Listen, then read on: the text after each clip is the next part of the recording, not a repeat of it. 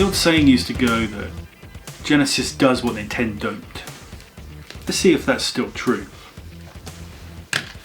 It has finally arrived after a short delay. We have in this box the Mega Drive Mini, and the burning question really is, why would you get this product?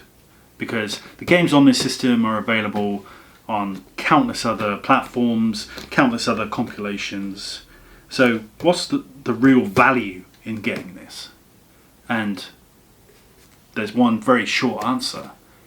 This is the first piece of hardware that Sega has released since the Sega Dreamcast.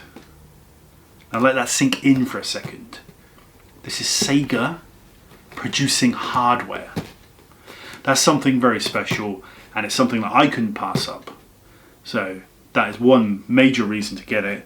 Also, Sega have put a lot of effort into giving you some really good games that are really rare and expensive if you were to buy the cartridge. So those two reasons alone make this a must buy for anyone.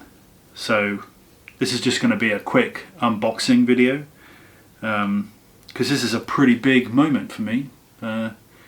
As a big fan of the Dreamcast and as Sega in general, it's been a bit sad to see the gaming landscape without Sega hardware in it. And even though this is a throwback to a console that came before, the idea that Sega built this thing is something quite special, and just shows that they're listening to the fans. So let's just open up the box here. I'm going to be very careful, because I have a tendency when I open boxes to scratch the box underneath, because usually it's not protected. So I'm just going to do. So already, just looking, I can already see it in this box, little area here. You just feel this wave of nostalgia come over you. Okay, so let's have a quick look. Don't need that. Don't need that. So first off, lovely cute box, and just the old grid branding as well. The Mega Drive logo, absolutely love it. And just the fact it says includes Sonic the Hedgehog, like, you know, that wasn't going to happen. Of course it does. Just a little throwback to, you know, when they, you know, when the machine went through the roof because they included Sonic in the package. So it gives you a list of the 40 games that you get on the back there. Been countless videos about all of those, so I'm not going to go into too much detail, but let's just take a look inside. Being very careful not to break anything.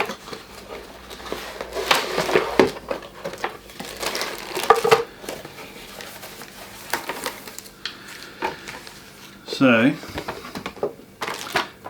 Mega Drive Mini manual. Always good to get a manual. HDMI, of course. Those cables are all pretty standard stuff. Let's just do these first. I've been very curious. Definitely feel like the original ones. I have quite a few of these, and yeah, did a really good job. I wonder if they just got the same company to make everything again. And just call them up after 20 years and say, we need you to start building things again. It's pretty cool. And you get a second one. Would be nice to have a 6-button controller. I was at the Sega Mega Drive launch party in London, and I was playing Street Fighter and having to press start to switch between the punch and kicks. It's a bit of a pain in the ass, so, you know, might be a future purchase, I think. So let's get to the main event here.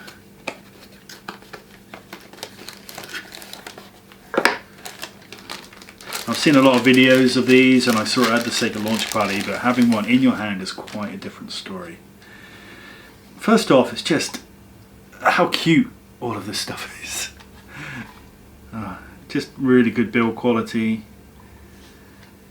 The volume button moving up and down, although it doesn't do anything.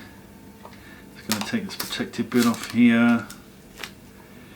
Obviously, I've been very curious about what is inside here. If you can open the flaps, what is actually inside, and it's just plastic inside, but that's fine.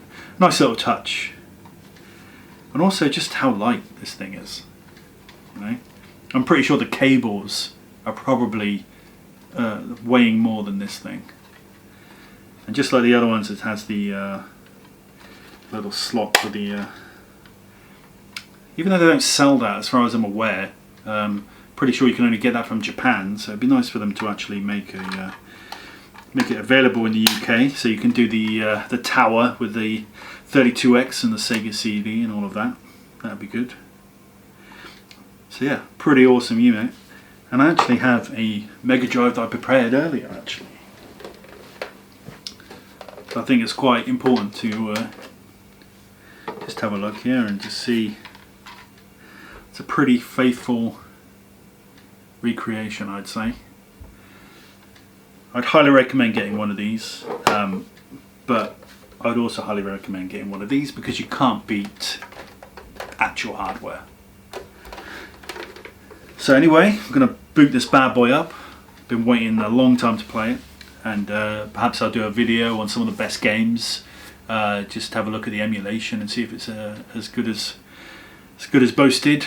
And yeah, this is just a really amazing time to be a Sega fan, because Sega as a company really feel like they're getting their act together, and they're listening to the fans, and they're doing things that the fans want, and they're tapping into some of their legacy.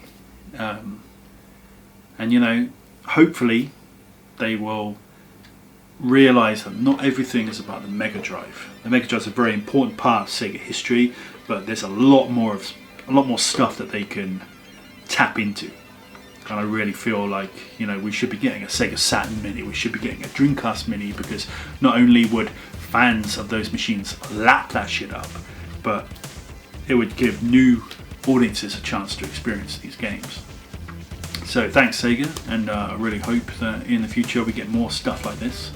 And yeah, this is Chris signing off.